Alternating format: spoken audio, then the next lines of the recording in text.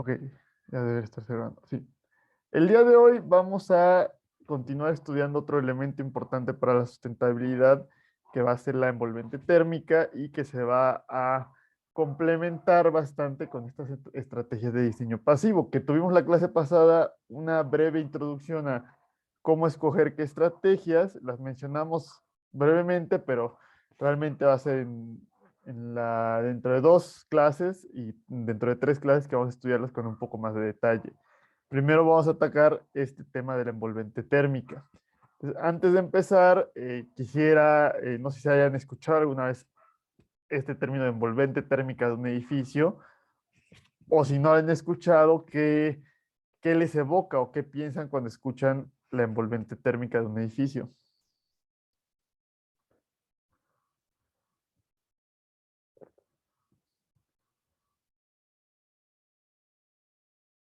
Mm, Es como el espectro de calor que rodea el edificio. ok, sí, o sea, justamente tiene que ver con el calor, más que como el espectro de calor, o sea, sí es una eh, buena aproximación, Carlos, gracias. Va a ser justamente como la Es como lo que piel, irradia. lo que irradia, ¿ok? No nos referimos exactamente al calor que se está transmitiendo a través del edificio, que es lo que me dijeron los dos, sino que la envolvente térmica es como la piel del edificio. En vez de ser justamente el calor que se está transmitiendo, va a ser eso que evita que se transfiera el calor. Ujú. Va a ser esa protección que tiene el edificio que evita que se escape el calor si hace frío afuera o que evita que entre el calor. Y va a ser justamente pues, todos los muros, todas las paredes, etcétera, que van a tener cierta resistencia térmica, que van a forzar todas esas resistencias térmicas que están determinando cuánto calor pasa, van a ser esta envolvente térmica. Pero sí, claro, tiene que ver con la parte de la transferencia de calor. Como vemos aquí, pues hay diferentes partes de un edificio que van a estar transfiriendo calor y por lo general esto, el que pase calor del interior al exterior, significa que hay un consumo de energía, ya sea para recuperarlo o para eliminar ese calor. Entonces queremos minimizar esto y lo vamos a hacer a través de la envolvente térmica. Entonces justamente pues va a ser, digo que es la piel del edificio porque nuestro cuerpo necesita estar a una temperatura más o menos constante, de unos 36,5 grados, ¿no? Pero realmente las condiciones del exterior no están a esa temperatura. Entonces, si no tuviéramos algo que mantuviera esas condiciones de temperatura en el interior de nuestro cuerpo, pues tendríamos problemas importantes.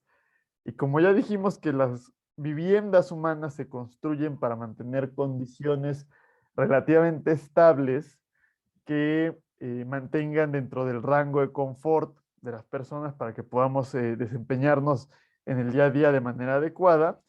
Entonces, tiene que haber algo que mantenga esas condiciones estables y va a ser esta envolvente térmica.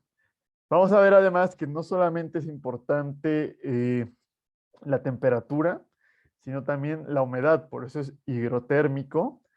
Y no solamente la humedad con respecto a estos niveles de humedad relativa que estudiamos, sino también de condensación. Y ahorita vamos a ver un poco más adelante.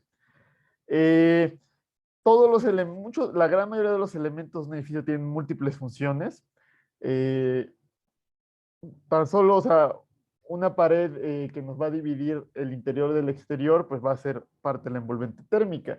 Y ese elemento puede ser ya sea una ventana, puede ser un elemento estructural como un muro de cortante, puede ser simplemente un muro divisorio, si nuestra estructura es de marcos de concreto, o también podría ser pues exclusivamente una parte, un aislante, ¿no? Que tuviéramos como tienen muchas casas en Estados Unidos que simplemente tienen las paredes, pues son paneles de madera y atrás de eso pues hay una capa de aislante. Y todos estos elementos van a determinar, van a tener cierta resistencia térmica y van a determinar qué tanto calor se está transmitiendo. Y la idea es poder minimizar esa transmisión de calor. Y al minimizar la transmisión de calor, pues menos necesitamos climatización porque son más próximas las condiciones a las temperaturas de confort. ¿Mm? Entonces, si yo tuviera un edificio convencional que tuviera aire acondicionado, al tener, el contemplar este aislamiento en la envolvente térmica y al diseñar conscientemente la envolvente térmica, porque en México todavía casi no se hace ese diseño de la envolvente térmica. O sea, al diseñar esa envolvente térmica, el tamaño del aire acondicionado sería mucho menor y eso pues nos va a generar un menor costo energético y también menores costos estructurales, que eso lo vamos a ver en la siguiente clase. Y si tenemos un diseño bioclimático, donde por la forma, la orientación, los materiales del edificio, logramos obtener las condiciones de confort o minimizar el uso del aire acondicionado, pues el tener aislantes va todavía a complementar ese, ese diseño. Entonces, pues todos los materiales del envolvente van a tener un valor de aislamiento térmico. Eh, Dependiendo, o sea, cuando uno ve las fichas técnicas, por ejemplo, de un aislante, muchas veces se da el valor R, que es simplemente la resistencia térmica, que dijimos que era igual al espesor entre la conductividad o E entre E lambda, o a veces también se da un valor U, que simplemente es el inverso de esta R. Por lo general, como sabemos que la R es igual a E entre lambda, pues por lo general entre más grueso es el material, entre más gruesa es la pared, mayor resistencia térmica, es decir, menos va a transmitir el calor. También ya hemos comentado varias veces que el aire tiene, siempre y cuando el aire no se pueda mover y no pueda tener convección, va a ser uno de los mejores aislantes. Y por eso, por lo general, mientras menos densos son los materiales, van a tener una mayor resistencia térmica. Por eso la mayoría de los aislantes son muy ligeros, muy porosos. Um, Entonces, el aislante térmico pues va a ser el principal elemento de la envolvente, no va a ser el principal tipo de material que nos va a bloquear o minimizar esa transferencia de calor entre el interior y el exterior, pero no podemos utilizar cualquier material. Hay una enorme variedad y la vamos a ver ahorita, pero tienen que tener ciertas características. Entonces, en Europa, sobre todo en Francia, donde se tiene bien desarrollado este sistema, los evalúan en ciertas características que podemos ver en esta imagen, le dan un valor del 1 al 5. Entre más alto sea, pues mejor comportamiento tiene y es ideal el escoger ese aislante. Que claro que también está el elemento de costo. Entonces, es importante, sobre todo dependiendo del uso, vamos a ver que se pueden utilizar en diferentes partes los aislantes, dependiendo de si va a recibir cierta carga, si está en interior, si va a estar en exterior, en la azotea, en una pared, etcétera, pues tiene que tener cierta resistencia a la compresión. Con estabilidad dimensional nos referimos a que qué tanto cambia, qué tanto se expande o se contrae cuando aumenta o disminuye la temperatura, que sabemos que por eso en las construcciones es importante hacer ciertas juntas eh, térmicas para que se puedan expandir y contraer los materiales. Entonces también es importante contemplar eso en el aislante. ¿Qué pasa si el aislante se moja? Es decir, hay muchos materiales que si se moja el aislante, pierde toda la capacidad de aislamiento. Y eso lo pueden verificar ustedes. Si tienen una chamarra de algodón y hace frío y los protege muy bien la chamarra, pero de pronto les llueve, se van a morir de frío porque el algodón pierde todo el valor aislante.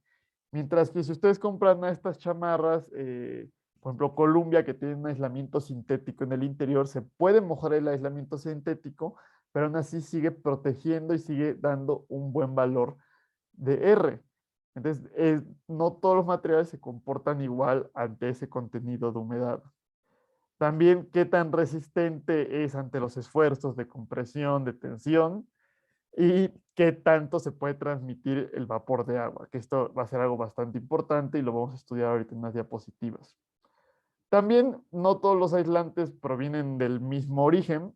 Es importante que recuerden que hay tres tipos principales de aislante. Vamos a verlos ahorita con detalle, que puede ser mineral, sintético o natural.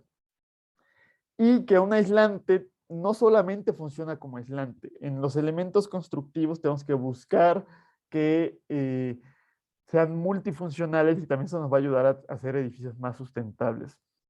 Si yo tengo un muro de cortante que es estructural, pero además ya me funcionó como muro de elemento divisorio, divide de un departamento a otro.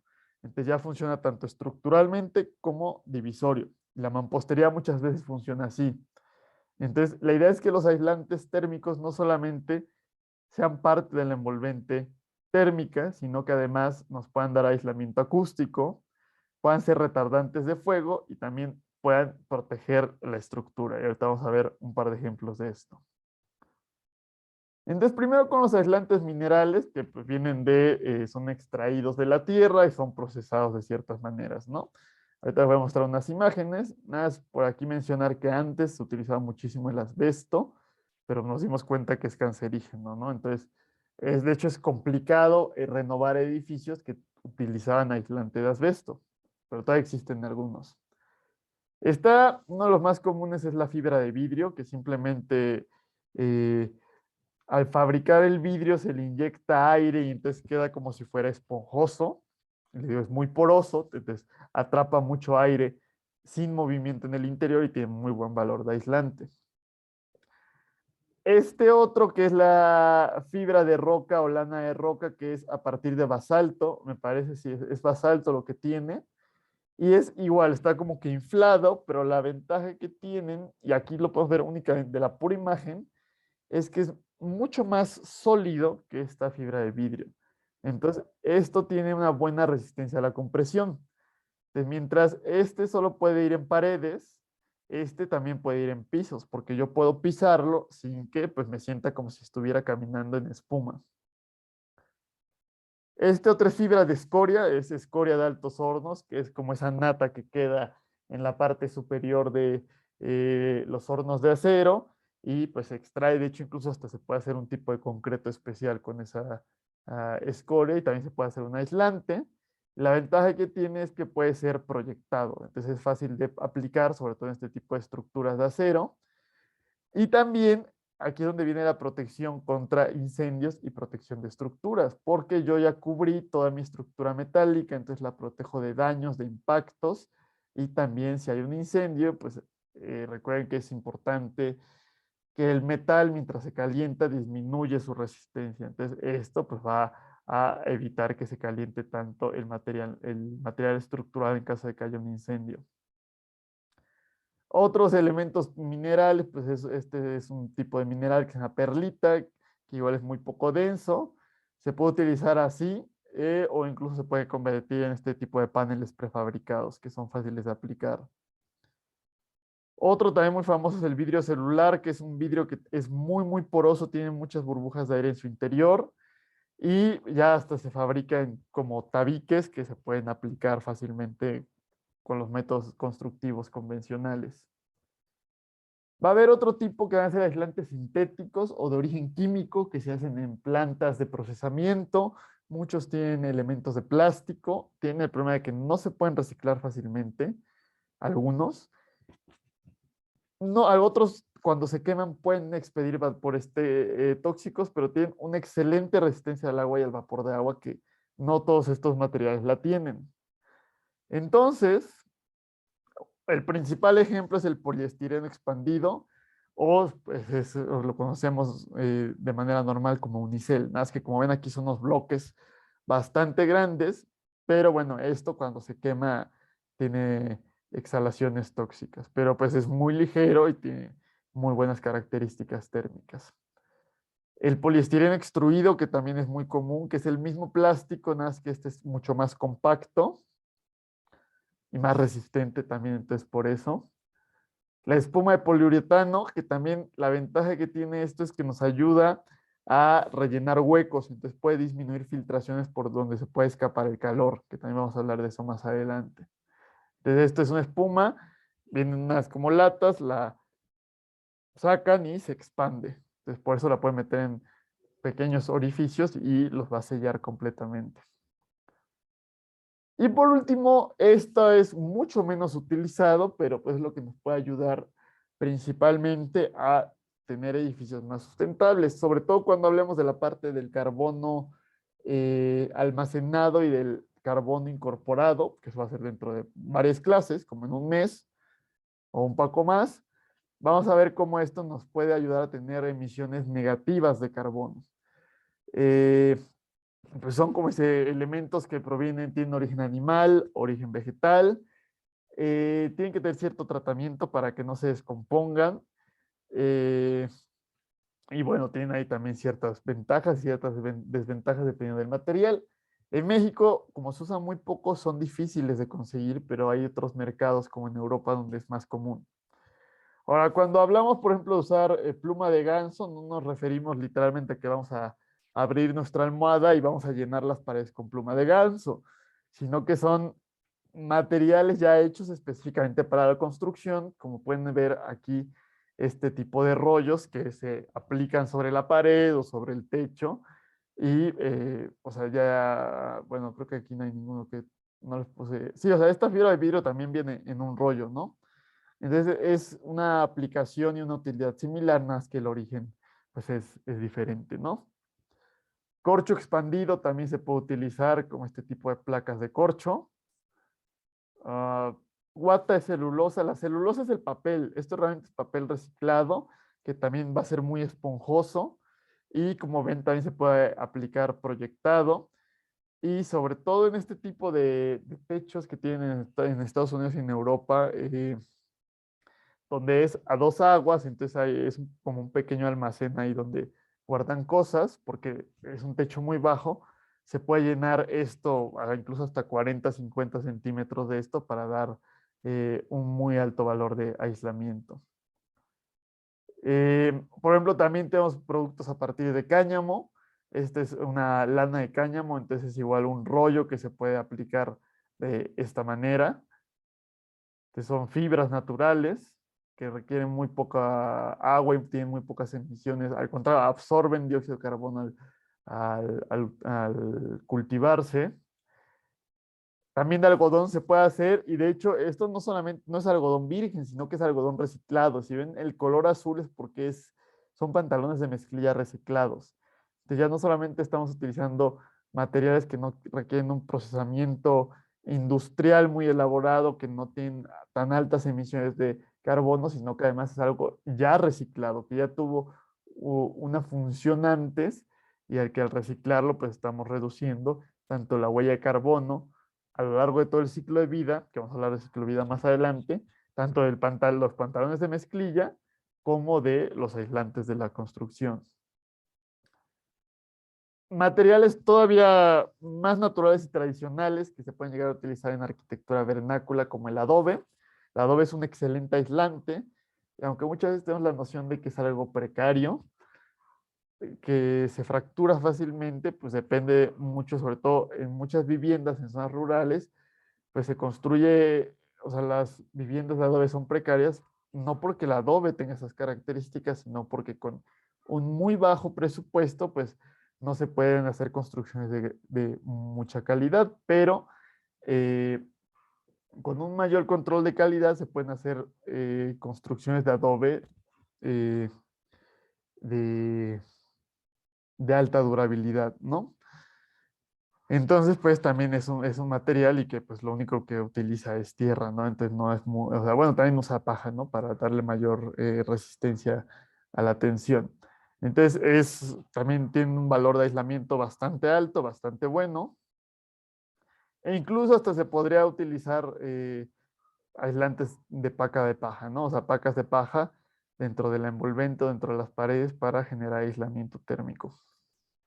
Y estas son buenas soluciones para zonas rurales que también necesitan tener construcciones sustentables, pero incluso, como les comentaba a algunos en su tarea de arquitectura vernácula, esto no está peleado con edificios de varios niveles, porque muchas veces un edificio de múltiples niveles, realmente la estructura pues son los marcos de concreto y toda la mampostería que utilizamos son muros divisorios. Entonces, esto se podría utilizar como mampostería porque no está cargando. O incluso para construir bardas, en vez de hacer una barda de concreto, una barda de ladrillos, pues se podrían utilizar estos materiales que una barda pues no tiene solicitaciones estructurales muy grandes. Y van a haber algunos aislantes compuestos, mixtos o poco comunes que también pueden funcionar. Ok. Ciertos blocks prefabricados pueden tener un mayor valor aislante que un tabique convencional. También muchas veces su aplicación es mucho más rápida que con la mampostería convencional. Y esto tiene más aislante porque tiene estos huecos de aire que dijimos que el aire es uno de los mejores aislantes. Entonces, el valor R de esto es mucho más alto que algo convencional, entonces nos mejoraría la envolvente térmica del edificio. Este es muy interesante, este concreto celular que se fabrica como en unos autoclaves. Se pone la mezcla y se le inyecta aire como si fuera refresco y se deja que fragüe. Y pues se llega a esto, que es un concreto de muy baja densidad que se puede utilizar. Tiene una resistencia incluso a veces similar a ciertos bloques de este tipo. Entonces, pues se puede utilizar también incluso para hacer viviendas de 2 niveles, ¿no? Y también hay otras formas de aligerar el concreto y al aligerarlo también se le da un mayor valor de resistencia térmica, se puede hacer con perlita, con estos minerales que vimos con anterioridad o incluso con unicel. De hecho, tengo entendido que en los concursos que hacen de canoas de concreto, como el concreto tiene que ser más ligero que el agua, bueno, no tiene que serlo por el volumen desplazado, pero si es incluso más ligero que el agua, pues tiene un mejor comportamiento todavía, ¿no? Entonces se le pone este poliestireno expandido en la matriz del concreto. Obviamente esto reduce la resistencia, porque dijimos que los aislantes, entre menos densos, eh, más valor de aislamiento tienen, pero los materiales estructurales, por lo general, entre más densos, mayor resistencia tienen. Pero bueno, ahí son dos factores un poco opuestos que hay que encontrar un compromiso. Y bueno, esto también es bastante interesante, se llama tierra compactada o tapial. Esto se utiliza mucho en ciertas partes de África, pero también en España era un sistema constructivo tradicional, que es como si fuera un adobe colado en sitio, ¿no? Esto es una pared, bueno, esto es monolítica, que es un solo elemento sin juntas. Lo que se hace pues tener algún material de arcilla que tenga cierto cementante y también se combina con un poco de cemento para darle mayor resistencia. Y como ven, puede ser bastante atractivo el resultado que se obtiene. No sé si tengan alguna duda hasta el momento de qué es la envolvente térmica, qué son los aislantes térmicos, etcétera. Todo bien, profesor.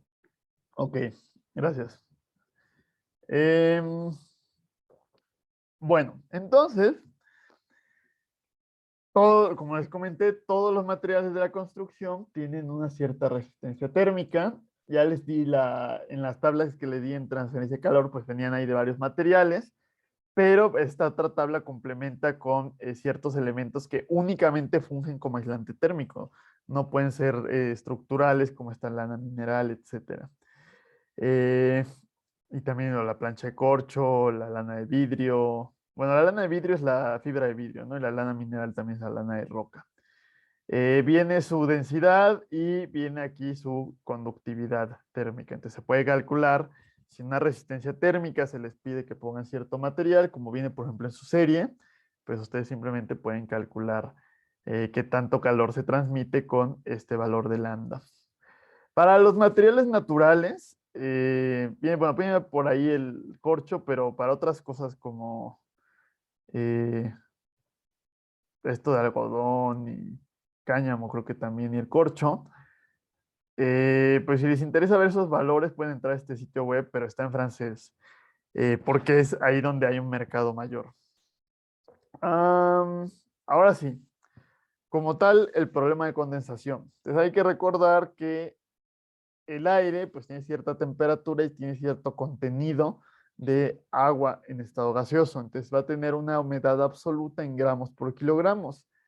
Y esa humedad absoluta se puede convertir a humedad relativa. Pero esa humedad relativa depende de la temperatura. Entonces yo puedo tener un cierto volumen de aire a 50% de humedad relativa y si lo caliento, sin cambiar la cantidad de humedad, la humedad relativa puede bajar a 30 o a 20%. Si por el contrario lo enfrío y lo enfrío y lo enfrío, la humedad relativa aumenta y cuando llego a la temperatura de rocío, tengo 100% de humedad y si paso de esa temperatura de rocío, va a haber más agua en el aire de la que puede retener en estado gaseoso, entonces se va a condensar ese vapor de agua y se va a cambiar a estado líquido. Es como funcionan las nubes, pero también puede pasar eso en una casa o en un edificio. Entonces, como todos los materiales tienen cierta permeabilidad, como vieron en sus clases de comportamiento de suelos, el concreto tiene cierta permeabilidad también, aunque sea muy poca. Eh, entonces, todos los materiales, como siempre suele haber una diferencia de temperatura entre el interior y el exterior, va a haber una diferencia entre humedad absoluta adentro que afuera. Incluso si afuera hace frío y tengo 50% de humedad relativa y adentro hace calor y tengo 50% de humedad relativa, la cantidad de humedad absoluta en el interior es mucho mayor que en el exterior. Entonces, como hay una diferencia de humedades, ahí hay un gradiente y tiende a fluir de donde hay más humedad a donde hay menos y va a fluir a través de nuestras paredes. Entonces, como nuestras paredes tienen cierta permeabilidad, aunque sea poca, pues va a estar viajando ese vapor.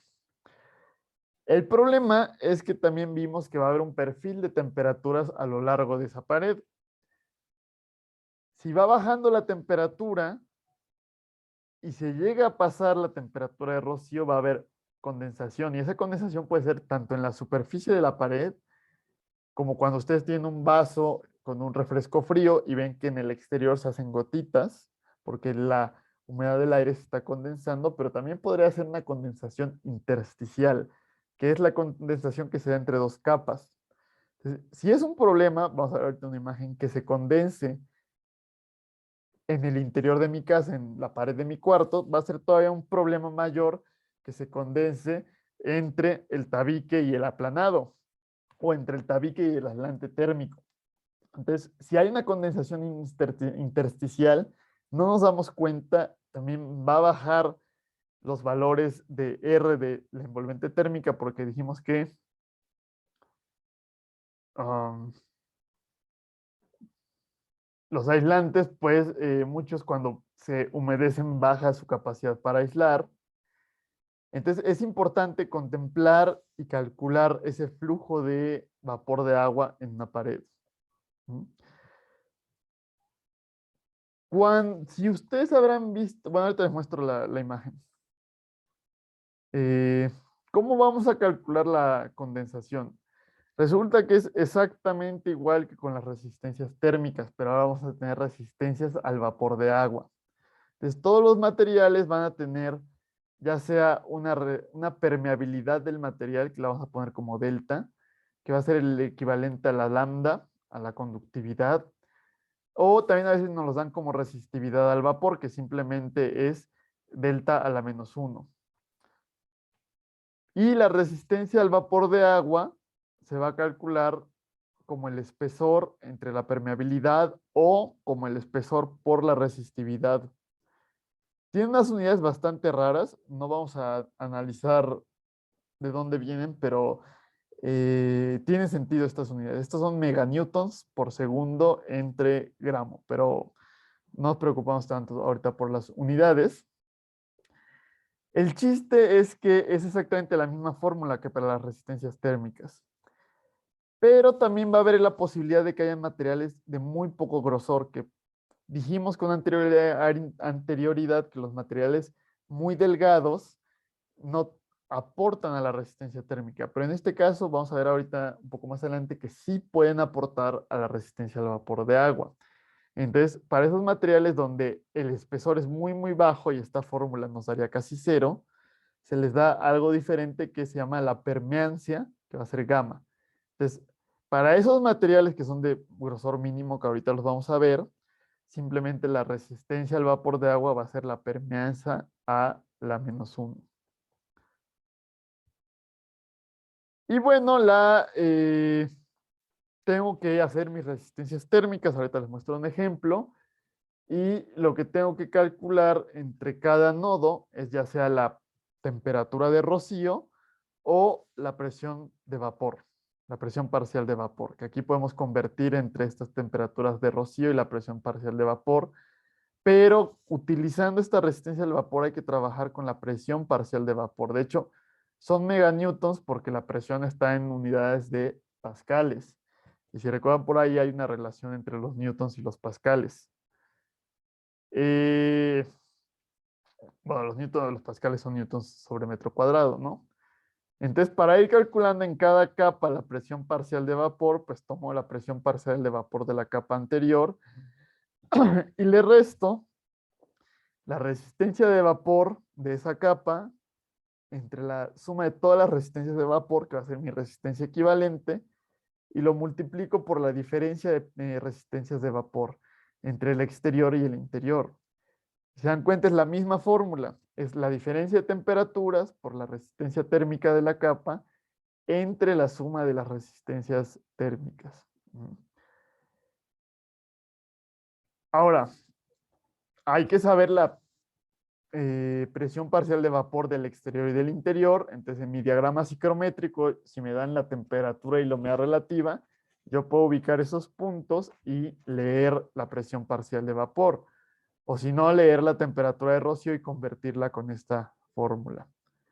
De igual manera que calculamos el flujo de calor, se puede calcular el flujo de vapor, que es de en cuántos gramos de vapor por metro cuadrado por cada segundo están fluyendo, ¿no? Es análogamente a la flujo de calor, a la densidad de flujo, pues va a ser la diferencia de la presión de vapor entre el interior y el exterior, entre la suma de las resistencias de vapor. Nada, es que esto no lo utilizamos tanto, ¿no? Lo que más nos interesa es ver ese perfil a lo largo de la pared, mientras que con las resistencias térmicas sí nos interesaba ese flujo. De hecho, vamos a ver para qué nos interesa ese flujo en la siguiente clase. Entonces, si tenemos dos paredes, por ejemplo, y esta pared tiene un aislamiento térmico muy bajo y esta tiene un aislamiento térmico muy alto. Entre más alto es el aislamiento térmico, por lo general esa pendiente, esa caída de temperatura en la pared es más alta. Y si es bajo, es muy pequeño esa caída de temperatura. Entonces, si la temperatura, si la humedad relativa aquí es alta, entre más vaya bajando la humedad relativa, va a ir aumentando entre más vaya bajando la temperatura, más va a ir aumentando la humedad relativa. Entonces, si aquí tenemos 50% de humedad relativa, a lo mejor aquí ya tengo 90% de humedad relativa. Y el riesgo de que haya condensación es muy alto porque estamos muy cerca del 100%. Por esta otra parte, si tenemos un aislante bastante grueso, la temperatura de la superficie va a ser, no va a haber tanta diferencia entre la temperatura de la superficie y la temperatura del interior, y entonces la humedad relativa en esta superficie no es tan alta y no hay tanto riesgo de condensación. Entonces, para poder disminuir esos riesgos de condensaciones, tenemos que utilizar también el aislante térmico. Entonces, esa envolvente térmica no solamente nos va a ayudar a disminuir el flujo de calor, sino que también nos va a ayudar a disminuir el flujo de vapor de agua. Bien, aquí, este es de un documento chileno de aislantes térmicos que está en su bibliografía por si lo quieren revisar con detalle, pero pues vienen igual ciertos materiales de construcción y su resistividad al vapor. ¿Cómo vamos a calcular esa condensación? Primero hay que calcularla cuando yo tenga mi edificio, tengo que calcularla para todas las paredes expuestas al exterior. Si tengo una pared entre 2/4, pues no tengo que calcular la condensación. A lo mejor sí tengo que calcular el flujo de calor, pero la condensación no. El flujo de vapor solamente si un lado de la pared hay interior y del otro lado hay un exterior. Y voy a tener que buscar cuál es la temperatura mínima más baja de el lugar en donde esté de la ciudad. Busco esa temperatura más baja, que a lo mejor para la Ciudad de México son 3 grados, 2 grados, pero en el norte, si me voy a Zacatecas, a lo mejor pueden ser menos 10 grados. Entonces, la idea es que haya una diferencia considerable entre la temperatura del interior y la temperatura del exterior.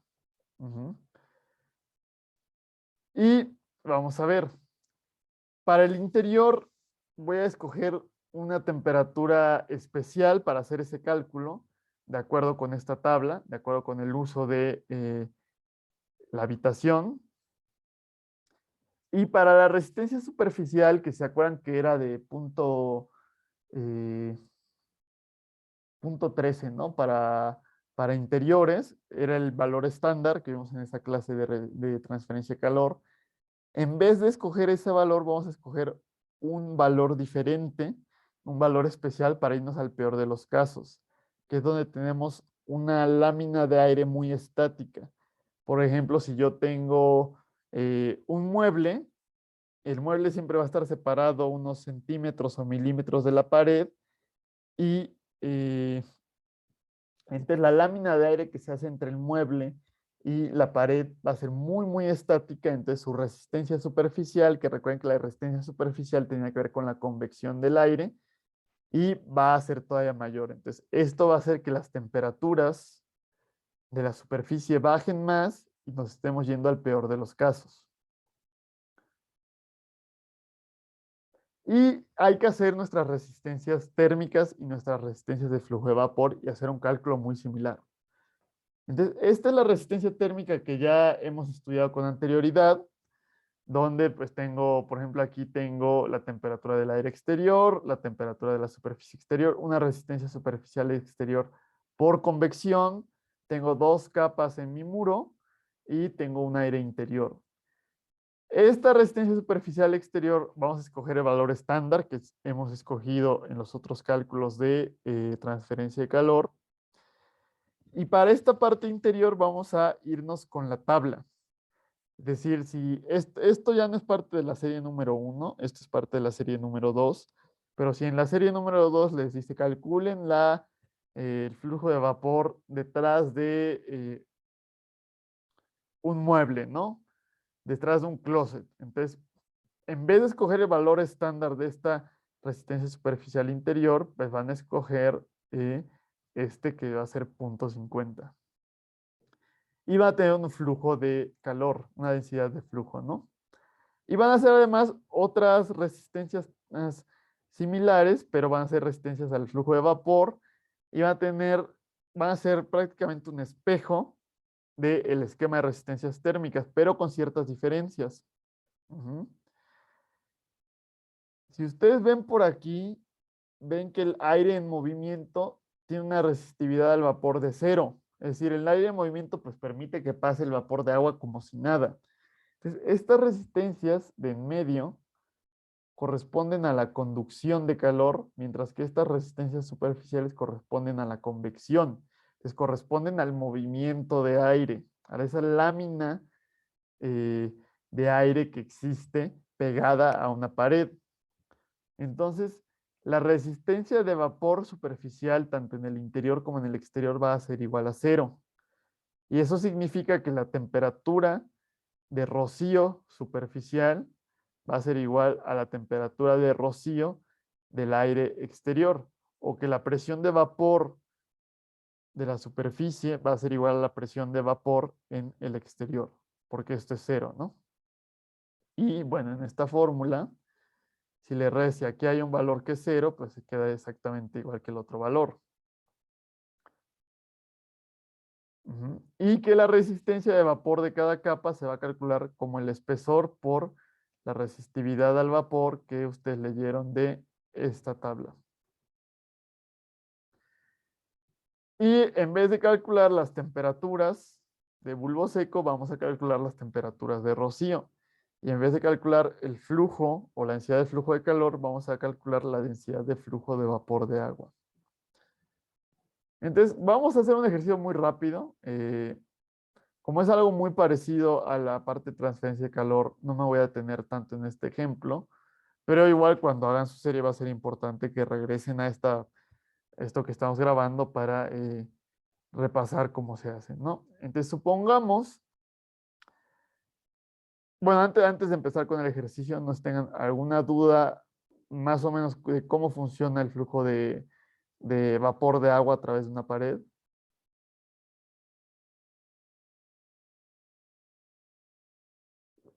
Si no, me voy con el ejercicio. Y supongo, o imagínense que tenemos un edificio que va a tener un muro, que va a tener un aplanado de yeso en el exterior eh, de 3 centímetros de espesor. Después vamos a tener una hilera de tabiques de 7 centímetros, más o menos la valor estándar de los tabiques.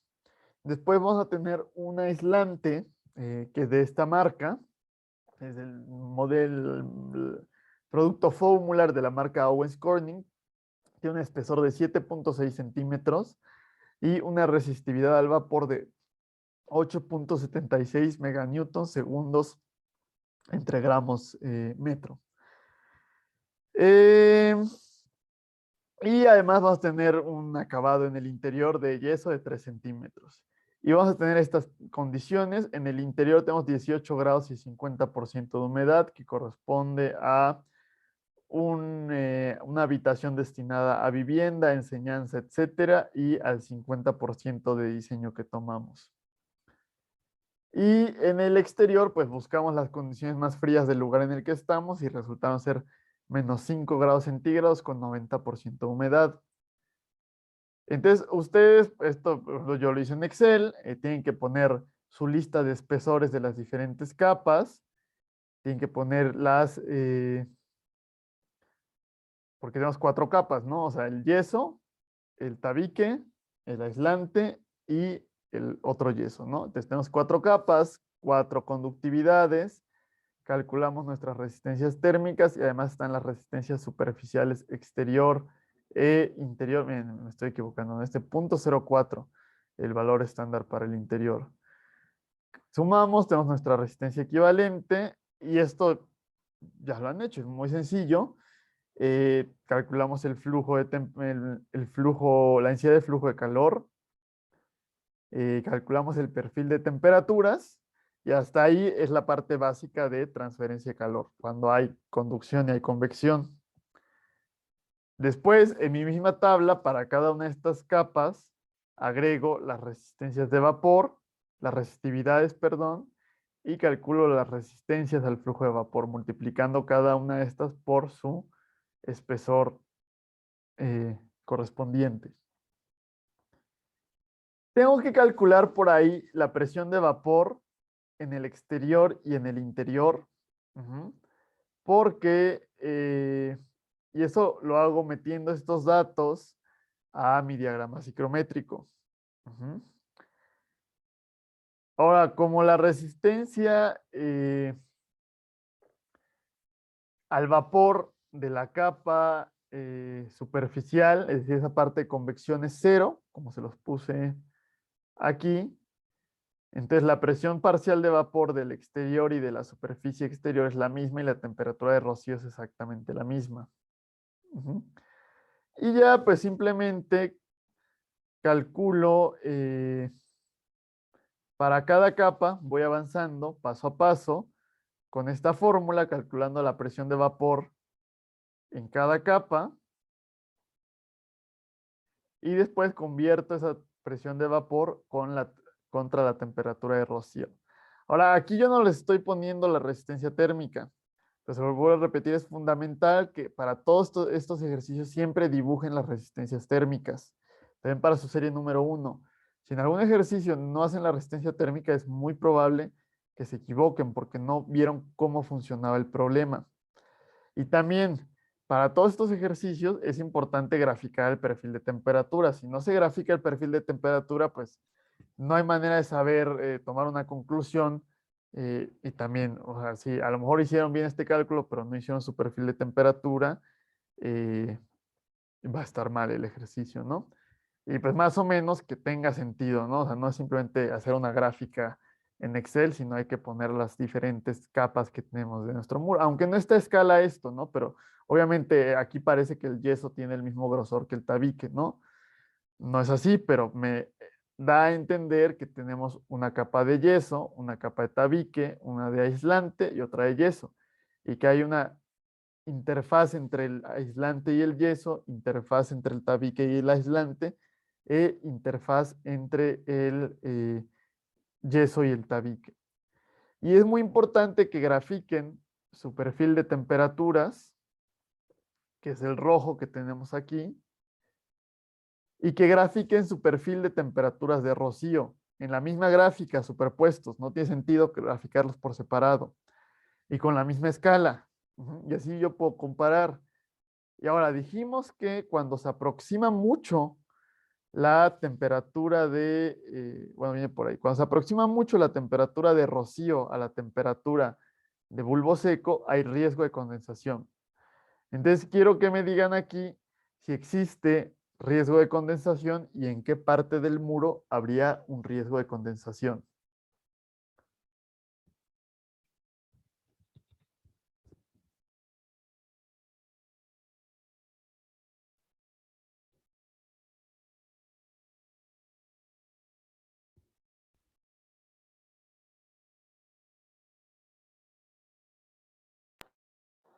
En la primera del yeso, ¿no? De la inferior. Aquí más o menos, ¿no? Ajá. Sí, sí. Gracias, Gina. Tienes razón. Va a haber cuando, o sea, en la interfaz que se encuentra entre el yeso y el tabique, la temperatura de bulbo seco y la temperatura de rocío casi son iguales. De hecho, a ver, vamos a ver. Eso debería ser el punto número 2. Sí, a ver, a ver. Ah, sí, en el punto número 2 tenemos menos punto superficie exterior. Aquí, El menos 1.1, menos 1.9 y el menos 2.1, ¿no? ajá, entonces es muy, muy, muy cercano ese valor. Ajá. Y eso, o sea, no es exactamente, o sea, la humedad relativa aquí no es del 100%, pero como todo esto tiene márgenes de error, eh, ahí es muy probable que genere condensación. Entonces, si yo toco esta pared debería estar seca en todo momento. Y si yo quito el yeso, el aislante debería estar seco. Pero si yo quito el yeso del exterior, va a estar mojado, va a estar húmedo esa tabique. Y no sé si habrán visto ya en obras, cuando algo está húmedo o en su casa, a lo mejor tiene ese problema que se forma el salitre y se dañan los materiales de construcción, ¿no? Entonces, el problema entre este fuerte contraste de temperaturas es que va a haber condensación y va a ser una condensación dentro del muro y entonces no nos vamos a poder dar cuenta realmente eh, si existe algún riesgo o sea, no nos vamos a dar cuenta de que se está condensando y eso es todavía más grave.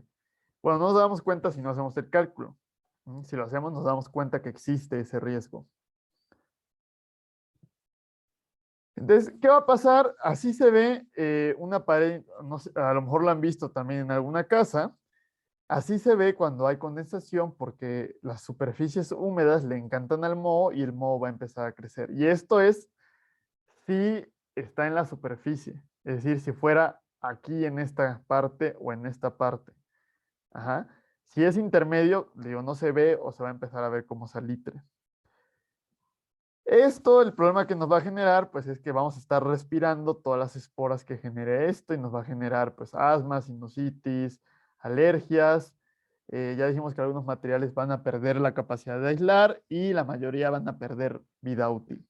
Y también los costos de mantenimiento incrementan considerablemente y hasta puede llegar a haber daños estructurales, porque si por aquí había una varilla, si esta capa fuera de concreto y por aquí hay varillas, pues la varilla se va a empezar a oxidar y puede empezar a haber corrosión galvánica.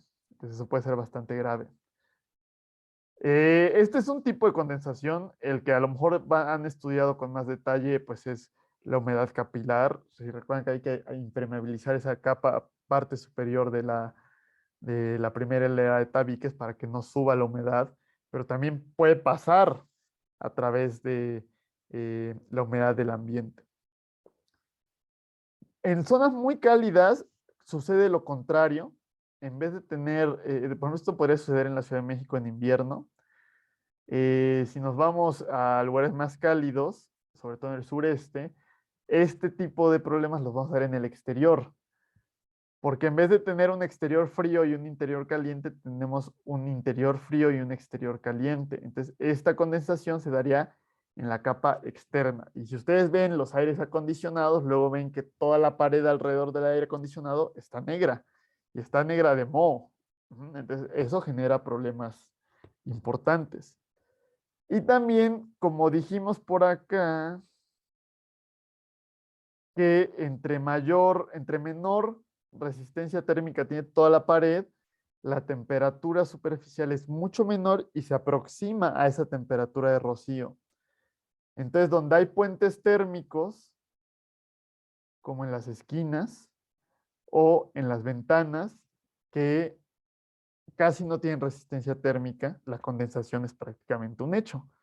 Si ustedes ven en invierno, en la mañana pueden ver que muchas veces las ventanas por el interior están mojadas y es porque se dio condensación.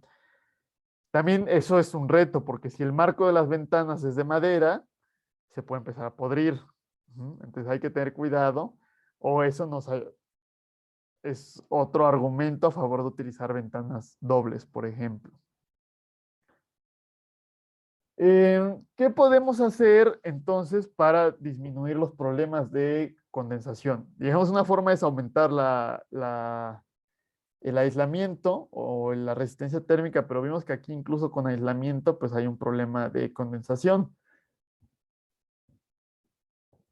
Entonces vamos a usar la barrera de vapor, que va a ser una capa muy, muy, muy delgada que va a ser prácticamente impermeable. Es decir, imagínense una bolsa de plástico, pues la bolsa de plástico tiene un espesor muy pequeño, pero no puede pasar el agua. Y si ustedes pusieran, no sé, una plancha y estuvieran sacando vapor, no va a pasar vapor al otro lado de la bolsa. Entonces nosotros podemos poner una lámina en nuestra pared, en una de las capas, para bloquear ese paso del vapor de agua y evitar la condensación. Hay un detalle muy importante. Esa capa de la barrera de vapor debe ir del lado caliente del aislamiento. Es decir, aquí tendría que ir en esta interfaz entre aislamiento y yeso, la barrera de vapor. Porque esta es la parte que tiene mayor contenido de humedad absoluta. Si yo pongo la barrera de vapor del lado frío del aislante, voy a forzar y voy a obligar a que haya condensación aquí. Entonces va a ser peor la situación. La barrera de vapor siempre va del lado caliente del aislante. También hay veces que mi pared puede llegar a tener una cámara de aire intermedia. Ahorita vamos a ver un ejemplo. Entonces podría ventilar esa cámara de aire o drenarla para evitar que haya condensación en esa parte. Hay que tener cuidado de no aplicar el acabado exterior cuando todavía mis tabiques, por ejemplo, están húmedos porque voy a atrapar la humedad en el interior. Y en esta barrera de vapor, pues sobre todo en donde hay traslapes, hay que tener mucho cuidado para no generar un punto débil ahí, ¿no? Entonces, por ejemplo, aquí nos está poniendo un detalle constructivo de una losa que va a tener su acabado, su loseta cerámica, por ejemplo, va a tener su firme. Y aquí nos está diciendo que el aislante puede ir abajo del firme, porque tiene la suficiente resistencia a la compresión.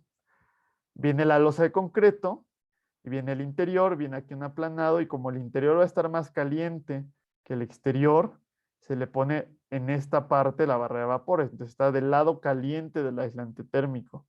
Si fuera un clima muy cálido, donde el interior es más frío que el exterior, entonces tendría que ir acá arriba esa barrera de vapor. Entonces depende de qué clima tengamos. Aquí hay otro ejemplo, por ejemplo, otro ejemplo de otro sistema constructivo. Y ven también, aunque tengamos un plafón, también se le puede poner un aislante y se pone la barrera de vapor del lado caliente. En la pared, por ejemplo, tenemos un sistema donde solo hay una hilera de tabiques con su acabado de cada lado y un aislante. Y si el interior es más caliente, se pone del lado caliente la barrera de vapor. Si Aquí hay otro ejemplo donde tenemos dos hileras de tabiques y en el interior tenemos como un sándwich con aislante térmico, que también es una forma común de poner estos aislantes térmicos, y también se pone del lado caliente esa barrera de vapor. Simplemente les digo, es como un plástico que viene, o sea, esto es como una esponja, como una espuma y tiene una lámina de plástico. Entonces hay veces que el propio aislante ya lo trae, hay otras veces que hay que contemplarlo y ponerlo. Entonces, no es importante combinar siempre aislante con barrera de vapor.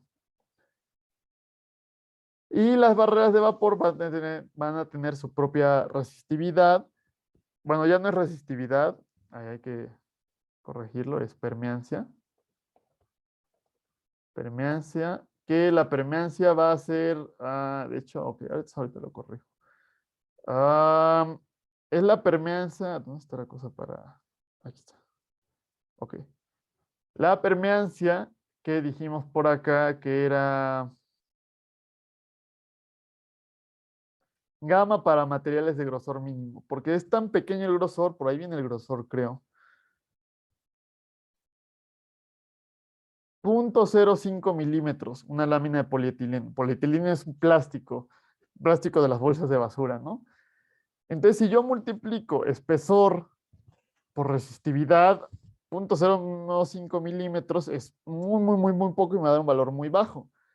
Pero vemos que el valor que tiene es muy alto. Entonces, se utiliza de manera especial el valor de la permeancia o gamma. Entonces, este valor es gamma y como en las unidades ya no tiene metro aquí a la -1 porque no se va a multiplicar por el espesor. Entonces, como ven, se pone, incluso puede ser una hoja de aluminio, por ejemplo, que va a tener una excelente resistencia al flujo de vapor.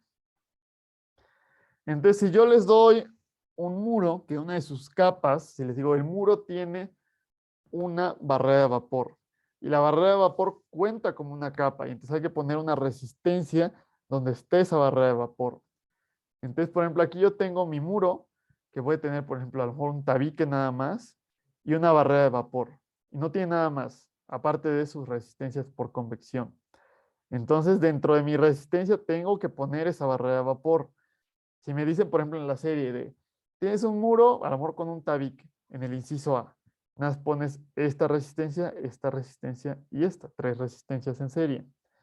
Si me dice el inciso B, hay que agregar una barrera de vapor, tengo que generar una nueva resistencia, un esquema de resistencias, agregando una cuarta capa que va a ser la resistencia de la barrera de vapor. Por eso es muy importante siempre hacer el esquema de resistencia. Si no lo hago, se me va a olvidar esta resistencia de la barrera de vapor. Pero la resistencia de la barrera de vapor, la resistencia térmica es de 0. Si es 0, esto de hecho a lo mejor me conviene ponérselos aquí. Si esto es 0, esta temperatura 1 y esta temperatura de la superficie exterior son iguales, que es lo mismo que dijimos cuando vimos el ejemplo de conducción. A lo mejor puede estar pintada la pared, pero como esa capa de pintura es tan delgada, pues no genera ninguna resistencia al flujo de calor. Pero la pintura sí puede generar, de hecho no viene por ahí. Ah, sí, aquí viene. Pintura. La pintura puede generar una resistencia al flujo de vapor. Entonces, pongo mis resistencias térmicas con una resistencia de la barrera de vapor de 0 y pongo mis resistencias de vapor con una resistencia de vapor de la barrera de vapor igual a gamma a la -1. Y el gamma lo leo aquí, en esta tabla. Entonces, sé que también esta clase es un poco pesada porque estamos viendo muchos conceptos, pero no se tengan alguna duda hasta el momento de qué es la barrera de vapor, cómo se ponen las resistencias térmicas o cómo se hace este cálculo de el flujo de vapor o algún otro concepto que hayamos visto a lo largo de la clase.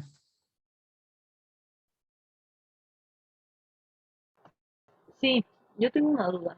Ajá, Eh, por ejemplo, en ese esquema, la resistencia de vapor está después de la resistencia 1, pero nos dijo que dependía del clima donde se colocaba, ¿no? ajá. Sí, por ejemplo, aquí Si te das cuenta... Entonces, Ajá, ¿qué pasó? Sí, termina. no, tú Termina. dígame. Ah, ok. Si ves que aquí tenemos el flujo de calor está yendo de la temperatura del aire exterior a la temperatura del aire interior. Ujú. Entonces, aquí yo te preguntaría, ¿cuál es mayor? ¿La temperatura del exterior o la temperatura del interior? La exterior. Ujú. Exactamente. Entonces, la barrera de vapor va del lado caliente y por eso va en esta parte. Pero si por el contrario la temperatura del aire interior fuera mayor, tendríamos que ponerla en el otro lado. Entonces, sí, esa ubicación depende de que sea más, o sea, si el interior o el exterior es el más caliente.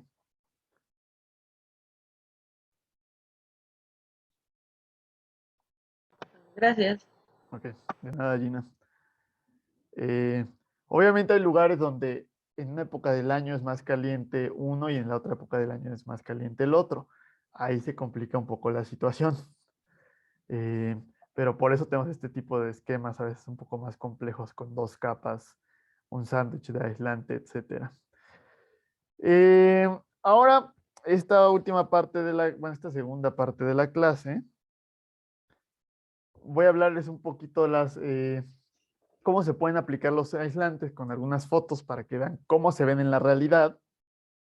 Porque la verdad es que en México casi no se aplican los aislantes. Pensamos que los aislantes son para climas fríos, pero el aislante también nos protege del calor. Y conforme vayan subiendo las temperaturas por el cambio climático y en los climas más extremos, podríamos reducir considerablemente el uso de aires acondicionados, empezando a utilizar aislantes. Y conforme vaya incrementando el poder económico de los mexicanos, ahorita solamente el 16% de los mexicanos tiene aire acondicionado, pero va a ir aumentando ese porcentaje. Entonces, una manera de reducir nuestro impacto climático y de hacer edificios más sustentables es ponerles aislantes. De los aislantes pueden ir prácticamente en cualquier parte del edificio, pared, techo, adentro, afuera, etcétera. Hay varias consideraciones a tener en cuenta. Si el aislante va por el exterior, eso quiere decir que en el interior tengo, por ejemplo, expuesta mi losa de concreto y abajo tengo mi aislante.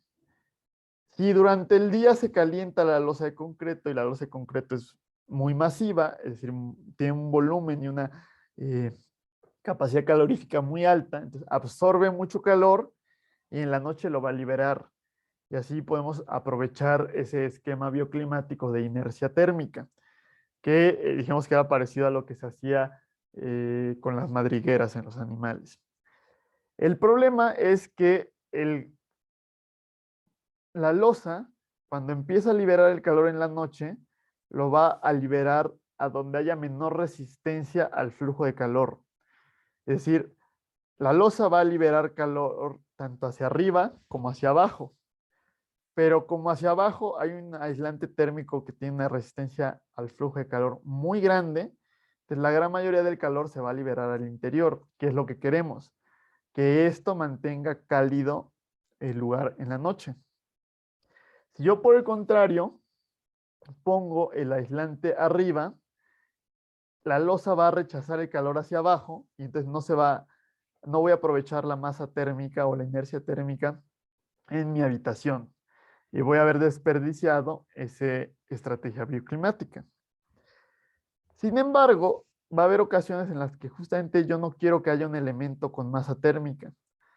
Si se acuerdan cuando hablamos de arquitectura bioclimática, perdón, arquitectura vernácula, les dije que en los climas cálidos secos, como en Taos, en Nuevo México, donde habían construido unos edificios como de 5 pisos de adobe, los muros eran muy gruesos y las losas eran muy delgadas, porque queríamos absorber mayor radiación y tener mayor inercia térmica en los muros y las losas no eran tan importantes. De hecho, creo que hasta hubo una pregunta de uno de los exámenes que era, ¿qué es más importante en un clima cálido seco? El muro, más que el techo. Porque eso lo vamos a ver dentro de 2 clases. Vamos a ver a lo largo del año cómo recibe radiación una superficie horizontal y una vertical. Entonces, por lo general, una superficie horizontal recibe más radiación en verano, cuando no queremos tener radiación solar. Entonces, no queremos aprovechar la masa térmica en un techo. Y para hacer eso, podemos jugar con el contrario de esto. Poner el aislante por el interior y la losa por el exterior y hacer que justamente esa losa rechace ese calor hacia el exterior en vez de regresárnoslo al interior en verano. Em, ¿Qué otro? Bueno, aquí es más o menos cómo funciona esa inercia térmica.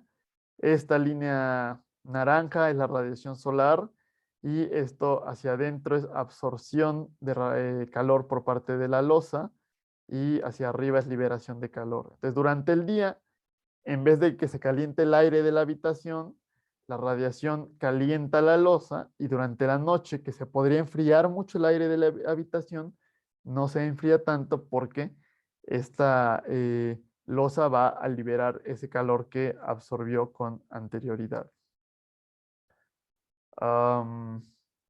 Y ahora sí, unos ejemplos de cómo se podría aplicar el aislante, los aislantes térmicos. Primero vamos a ver un par de ejemplos de aplicación en paredes.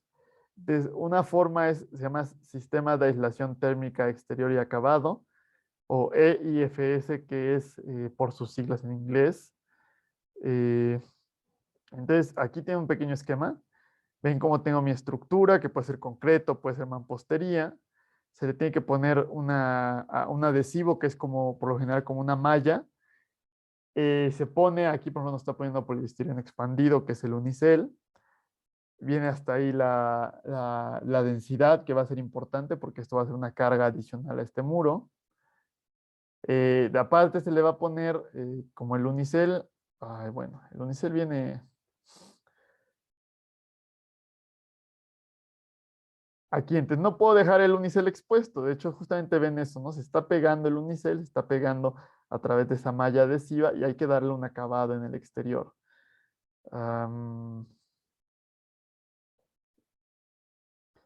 Y pues entonces se pone una cierta malla de fibra de vidrio y se le pone un mortero y ese mortero ya se le puede dar el acabado liso o rugoso que queramos y pintado con el color que se desee.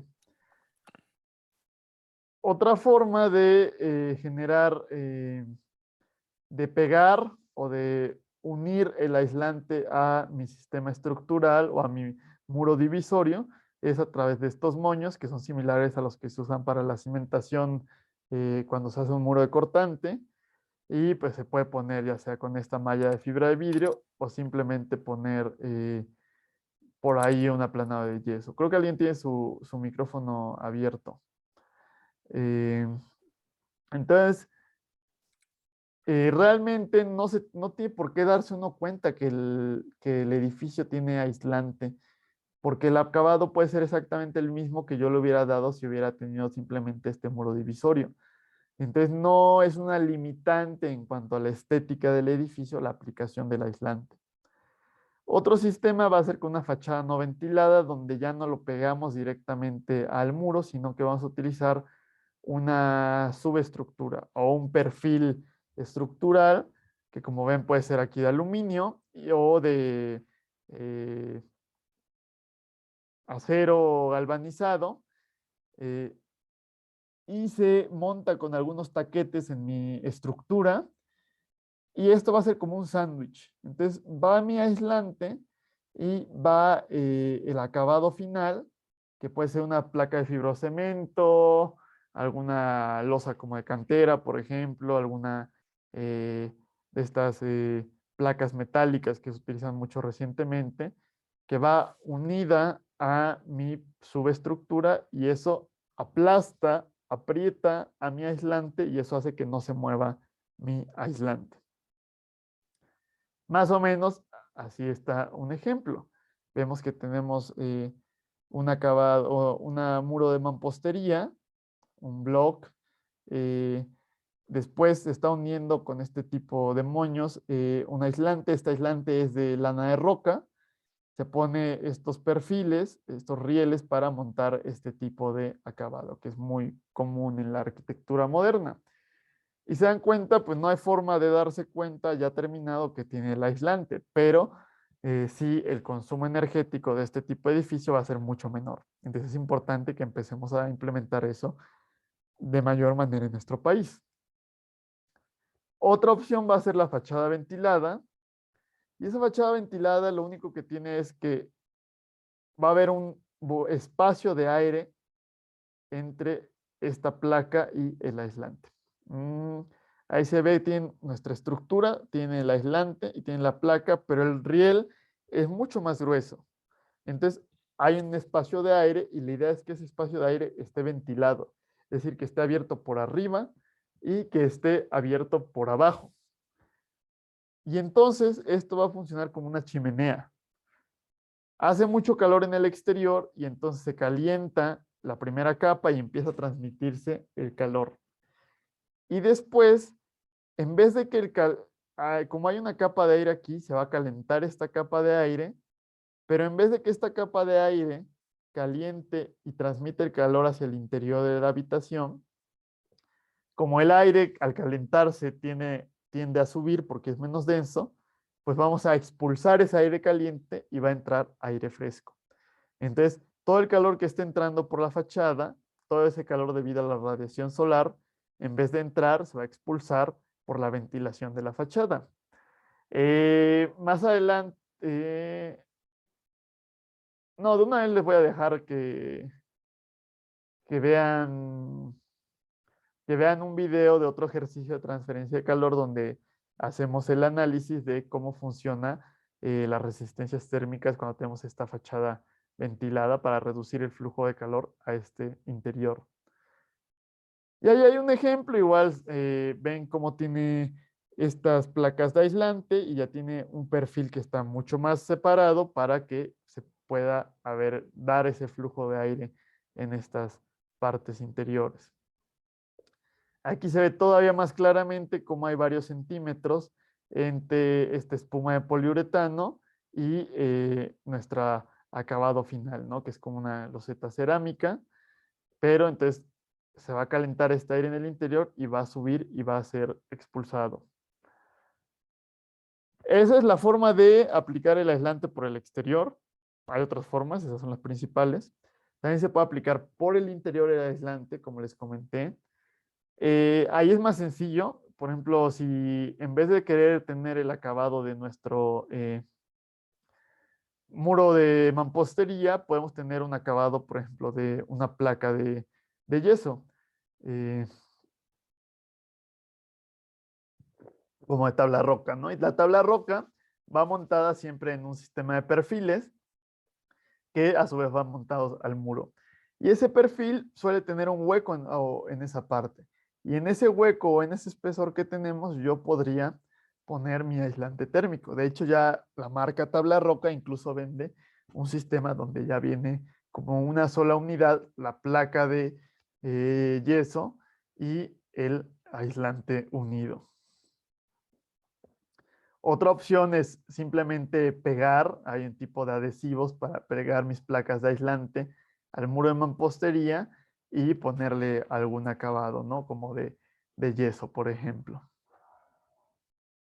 También se puede llegar a aplicar en techos, eso lo fue en superficies verticales, se puede llegar a aplicar en superficies horizontales y una forma común es ponerlo directamente sobre la losa, entre la losa y el firme, sobre todo este tipo de aislantes de poliestireno extruido que son bastante resistentes a la compresión. Pero les digo, también se podría poner al revés, porque aquí estamos poniendo la masa térmica en estamos haciendo que la masa térmica envíe el calor hacia el interior. Y si pusiéramos el aislante por abajo, la masa térmica rechazaría ese calor hacia el exterior. Si tengo un techo falso con un plafón, por ejemplo, en las oficinas se puede llegar a poner algún tipo de aislante que no sea sólido. Necesitamos tener algún rollo más suave para que pueda dar este tipo de curvas y puede estar sostenido directamente pues, en estas rieles que sostienen nuestro plafón. Hay que considerar ahí el peso, entonces esto va a tener que estar un poco más reforzado que si nada más estuviera el plafón. ¿Qué otro tenemos? Ya si se utilizan este tipo de láminas, se puede comprar la lámina que tiene directamente el aislante. Esto suele ser poliuretano, espuma de poliuretano. Y, por ejemplo, muchas de esas casetas de oficinas que se hacen sobre todo temporales cuando hay una obra, pues ya se utiliza esta lámina que tiene aislante. O también en alguna bodega, pues se podría utilizar para que no haga tanto calor en el interior. En suelos también se puede poner abajo del acabado que tenga y arriba de la losa. Aquí tenemos un sistema de viguete y bovedilla que tiene un aislante y luego ¿cómo se llama este tipo? Esto o de madera o el que no es de madera, ¿no? Que realmente es como de plástico el suelo. Eh, entonces, como ven, hay muchas formas de ponerlo en diferentes partes del edificio. No solamente es para casas, puede ser para edificios de 20 pisos. Eh, Como les había comentado, en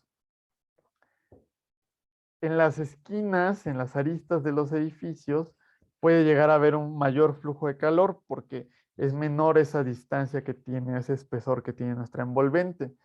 También en las ventanas, pues las ventanas tienen grandes pérdidas de calor y eso se llaman los puentes térmicos, que es donde se escapa una gran parte de ese calor.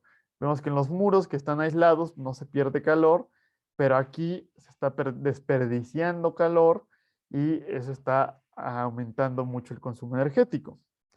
Entonces, es un reto el poner una aislación térmica para romper los puentes térmicos. Por lo general, eh, estos elementos rompen los puentes térmicos, o sea, generan puentes térmicos y eso hace que por ahí, ya logré evitar que se pierda el calor por este muro, pero justamente aquí en la losa se va a estar escapando porque yo no puedo poner aislante térmico donde esté esta losa. Y entonces si pongo el aislante por el interior, aquí en cada piso se va a estar rompiendo eh, ese aislamiento y va a haber un puente térmico.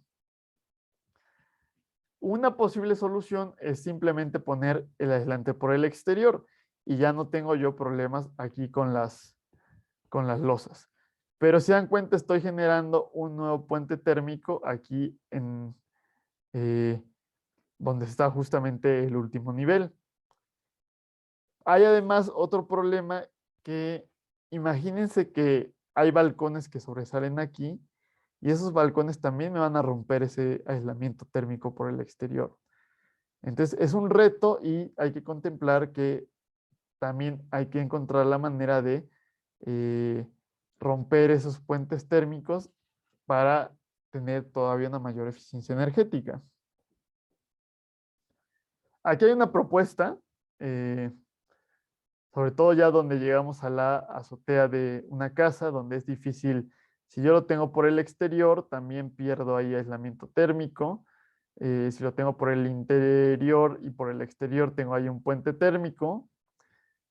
Si lo pongo todo por el interior, ahí ya no hay puente térmico. O si quiero poner por el exterior y por el interior, pues simplemente en esta parte tengo que subir todo esto y volver a bajar y a lo mejor tener una cierta longitud donde tenga esta parte donde haya tanto por el exterior por el interior para que ya el trayecto del calor sea mucho más largo y ya no haya ningún problema.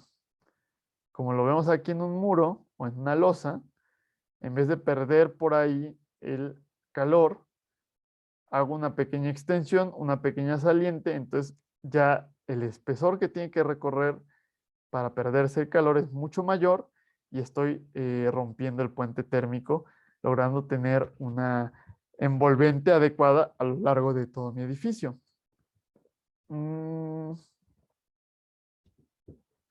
Esta es otra opción de tener, en vez de tener todo el aislante por el interior o todo el aislante por el exterior, pongo un aislante de mediano valor en el interior y también otro aislante de mediano o de pequeño valor por el exterior.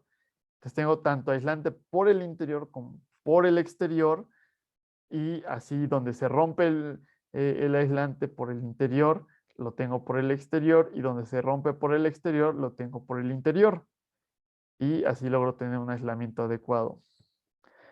Incluso en varios países de Europa donde no están sujetos a condiciones sísmicas, a riesgos sísmicos, para el sistema de viguete bovedilla, a veces la primera bovedilla la sustituyen con un pedazo de unicel, eh, y eso genera que no está ya roto el aislante térmico en esta parte de la losa, pero hace que ya mi losa está únicamente soportada en pues estas viguetas.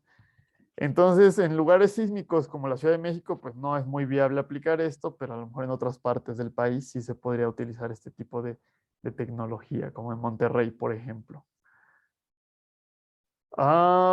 Y ya por último, para terminar, vamos a hablar de las ventanas. Eh,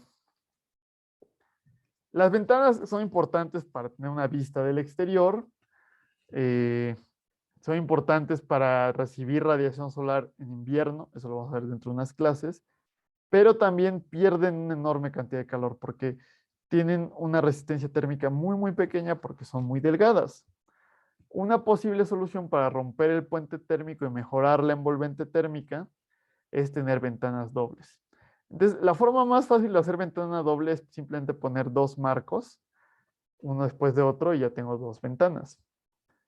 Otra forma es tener una ventana prefabricada que ya tiene el doble marco, y de hecho incluso en el interior puede estar evacuado con una menor densidad, es decir, tener vacío para que sea mucho menor esa transferencia de calor, o a veces se tienen gases nobles como helio que también tienen una muy baja transferencia de calor.